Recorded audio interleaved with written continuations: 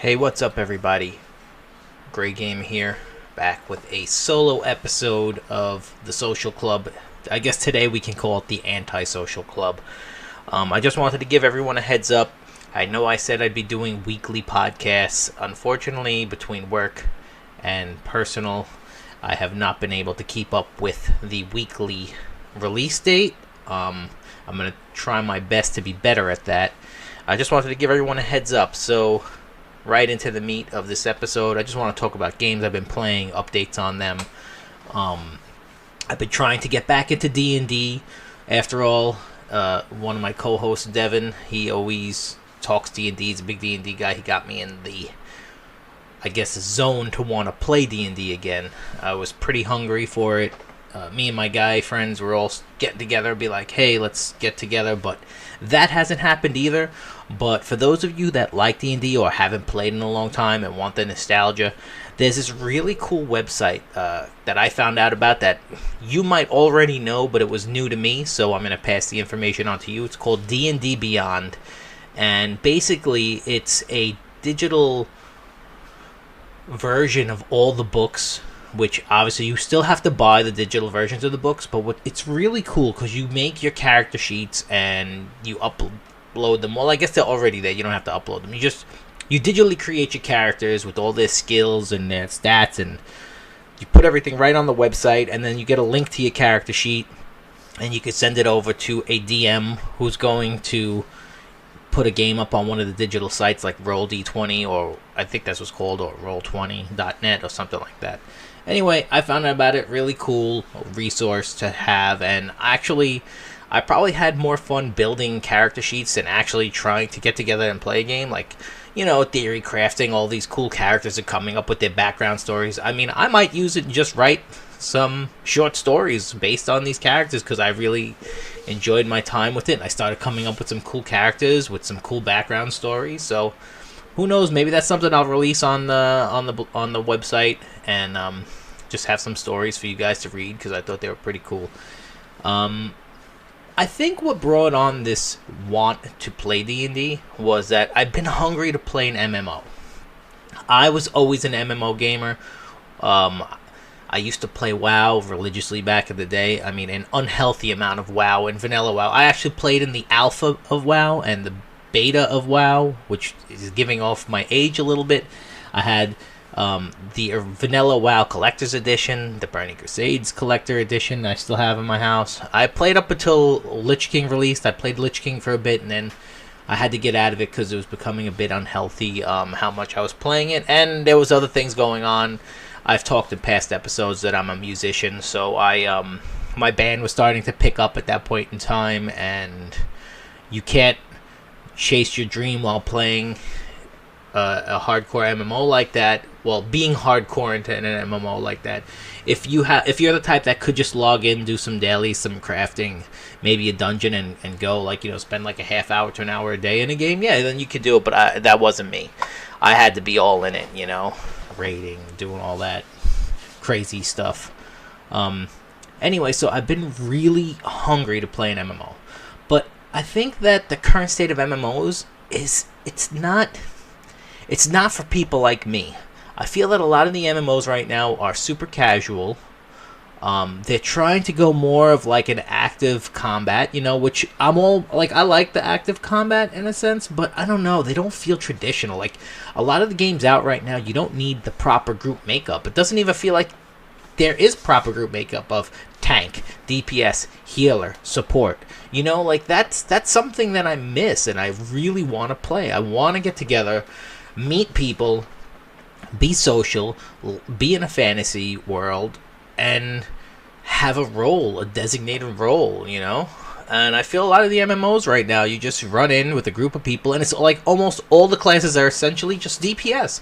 And it's just fucking, raffle stomp the fucking bosses and the mobs, and you're done. You get some new shiny gear, and then you just go in, and it's real no need for like aggro control or things like that. I was thinking about going back into WoW, and then I was like, you know what? I remember playing Final Fantasy 14 about 5 years ago when it released, and I thought it was pretty cool. Let me give it a shot again. So I started playing Final Fantasy 14. I've been investing a good amount of time into that, and I'm really liking the game. I only have the vanilla version of it.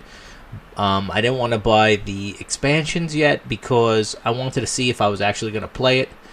And then I found out that come July, which is only a month away, the next expansion drops, Shadowbringers, and I was like, you know what?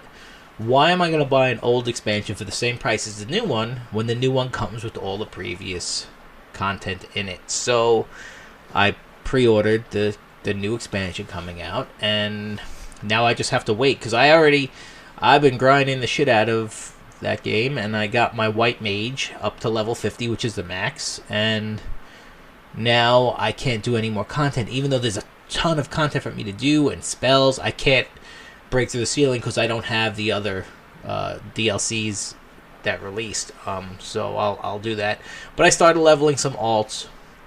I started leveling a ranger / bard, pretty fun. But then I started leveling the Marauder, which is a 2-hand axe-wielding tank. And I'm having a really good time with that. I already got him to level 34, I believe, or 35, something like that. And so he's almost 50 also. And really good game.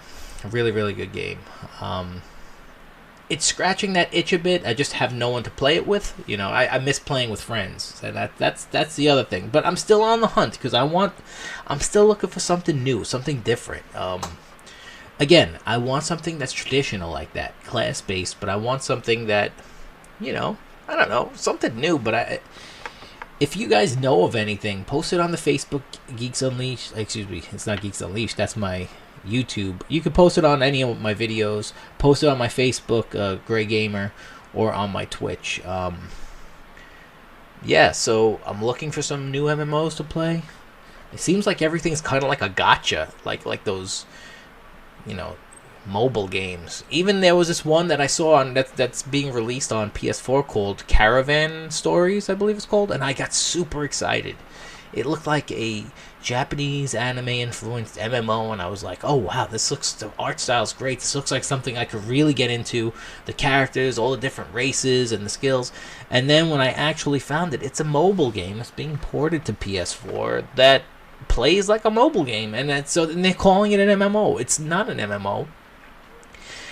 It should be MMO, a mobile multiplayer online. You know, like it's when you look at mobile games and gacha games, and I'm not saying that they're not fun, but it's not an MMO. Don't call it an MMO. So yeah, I'm just looking. Someone was telling me to play. What's the name of that game? I can't believe I forgot. Black Desert Online. Now, as great as the graphics look, and it seems the combat looks really fun, and there's a lot of grinding, I don't think it looks like it has traditional group makeup, and that's what I'm missing. I want a game that has traditional group makeup. You cannot get through a dungeon without a tank or a healer, and that's just, in my opinion, how it should go. You should not be able to beat a dungeon without a tank and a healer. You know, someone to grab the aggro, absorb the damage, someone to heal up his damage, while the DPS has to maintain not pulling aggro off the tank, you know, and efficiently killing the enemy before, you know, everyone runs out of resources. I'm watching a lot of footage of people play Classic WoW in beta. I'm not gonna lie, it's kind of intriguing, you know, watching people play, and the reason why it was Classic WoW, in their opinion, is better than current WoW, and it's probably for the reasons I'm saying that. It's a bit more hardcore. It seems like there's a lot more to it. So that's something I may do. I might keep my eye on. Now I'm gonna segue here. Speaking of Japanese, you know, RPGs and MMOs, there is a game that I just got invited to the beta, which I have played, called Granblue Fantasy Vs, which Granblue Fantasy is a JRPG, and Granblue Fantasy Vs is, they took the characters, the world, and the story of the JRPG, and they turned it into a fighting game, and it's made by Arxis. I believe that's how you say their name. So the beta is very restricted times, so I got in. I had enough time last night to put in about 10 matches, And I'm going to say the game is absolutely beautiful, gorgeous. The graphics are amazing. Color palette's amazing. The characters are so cool. The animations are so cool. I really, really want to like the game. But the problem is, in the beta, there's no training room. There's no... Obviously, they just want to... The beta's there just to test their servers. And I really like how they do their lobbies. Is cool. Like, you have these little chibi versions of the characters you pick, you know, and it reminds me of, like, the old school RPG where you, like, top down, where you're moving your character around. You're on this flying airship, and it's a 64-player lobby, which is essentially 64 people in the lobby. And on the airship is all, like, traditional arcade machines set up. And to fight someone there's 32 of them, arcade machines set up. So each arcade machine obviously takes 2 people, and so let's say you want to fight someone, you would both go over to one of the empty arcade machines, and you access it, and you start the game up. It's pretty cool. And then if the person wants to keep fighting on you, they just stay. You can keep rematching and just stay on the arcade machine. When they had enough, or if you had enough, you get up and you go find someone else on a different arcade machine. So it's a pretty cool system, and I actually really like what they did with that. Again, and I understand in beta that they're testing the servers, they're stress testing what they could do, you know. The only thing is that the people that I have played against in all 10 matches, one of 2 things. They've either had access to earlier betas, maybe alphas that I have not. Maybe they went to conventions and had hands-on time with the game, or they literally just were playing at every opportunity, every moment from the open times of the beta. Because I came in, like I said, no training, no tutorial. I'm trying to learn. It's a fighting game that I've never played before, so I'm trying to play said game, trying to discover. I don't know what the characters do. I don't know what the buttons do. I don't know the command inputs. I don't know combos, if there are combos, what strings together. I am going in blind, yet every person I fought knows. It seems like they all knew. They're doing wall bounces and rebounds and supers and fucking EX skills and air juggles, and like, I mean, I just got stomped and stomped and stomped, and then every once in a while I'd be like, all right, I keep, you know, I'm a glutton for punishment, so I'll keep rematching. I don't want to be a bitch and want it out, you know. So I would go to rematch them, and occasionally I'd squeeze and steal around through some chip damage or some basic attacks, you know, guard. I was landing a lot of throws. What I noticed is people are so busy trying to land their fancy combos that if you block, sometimes you'll get a good throw on them. But again, it's just... And then when I beat them, they'd get pissed off and they'd come back with total, like, try-hard mode. And then I couldn't even land anything. So, game seems really, really good. Combat is fun. It's a little clunky, like a little heavy, but that doesn't bother me because you're playing these fantasy characters and all this armor and stuff. It's one I'm definitely going to keep my eye on.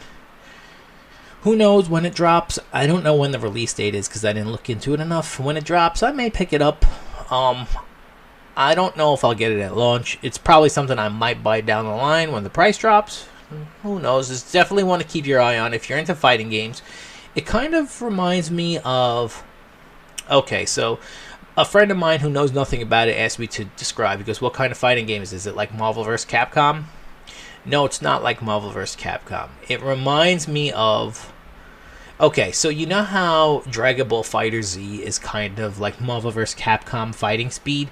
Take Dragon Ball Fighters... Excuse me, not FighterZ, it's Fighters. Dragon Ball Fighters, and take the graphics of that and slow it down to maybe like a Street Fighter Third Strike speed, and you have Granblue Fantasy. So it's a little bit more traditional speed.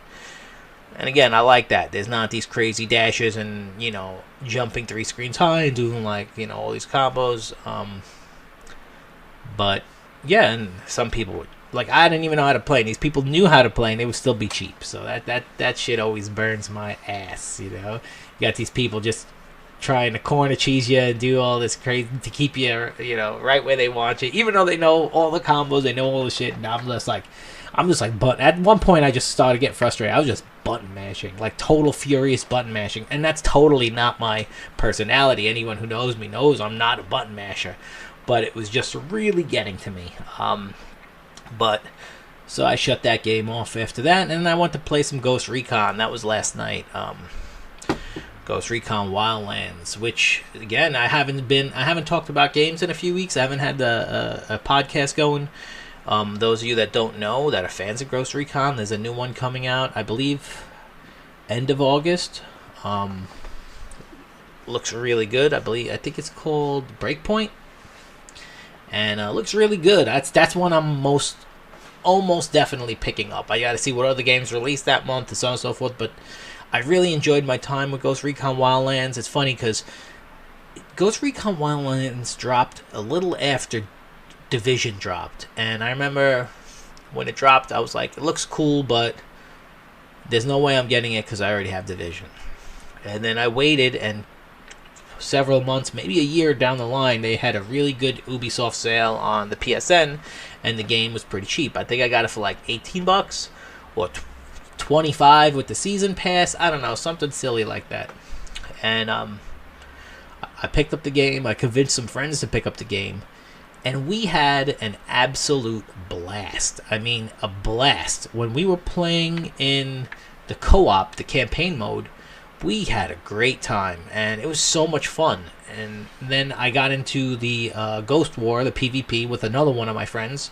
It's funny, the friends that I played the campaign with, they're not really PvP guys. They like campaign games, single player, co-op, that type of thing. And we had a blast in the campaign. And then I took all my PvP friends and we went into the Ghost War. And again, it's a game I still revisit after all this time because it's good and it's unique. So I think Breakpoint is going to be a really good one. Looks a bit more tactical. So we'll see how it plays out. Hopefully I get into the beta for that when it drops, and I will be streaming it on Twitch, and I'll try to put some videos up on YouTube, which I'm really bad about putting videos on YouTube, for those of you that don't know. It's something I need to get better at, and I just don't create content on YouTube well. Like, I usually will just cut live footage and put it right up, but I should be editing and talking over and doing all that type of thing. I think I have only a few videos. When For Honor first dropped, I did a bunch of tutorial and a handful, I'm not going to say a bunch, a handful of tutorial and then edited videos, and I thought I was going to stick with it, and I didn't. And then I did one for Anthem when they had the beta, the alpha and the beta, and I mean, I was hyping Anthem up because I thought it was going to be something great, and then when it dropped, man, what a disappointment. What a shit show that game is. But I could go on an entire episode talking about what a shit show that game is, which I'm not going to, but since I'm talking about shooters, they also just dropped a new trailer. Well, the first trailer for the new Call of Duty Modern Warfare. I think it's a reboot.